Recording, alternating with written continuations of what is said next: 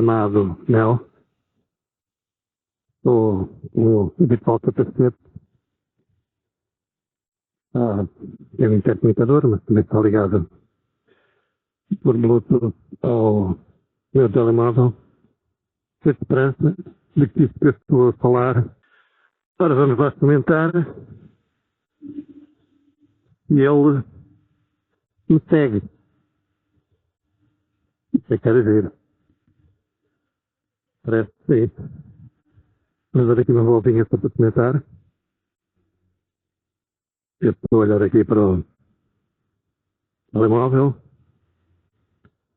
Já sei que não posso passar de 20 km por hora. O pai é 8. É que não tinha ataque de nenhum carro. Sabe de esquerda. Mas estou farto agudo.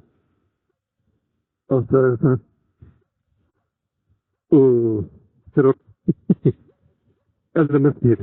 Estou a ser perseguido. Não drone. Não me larga. Mesmo eu ando aqui às curtas. Está mesmo a...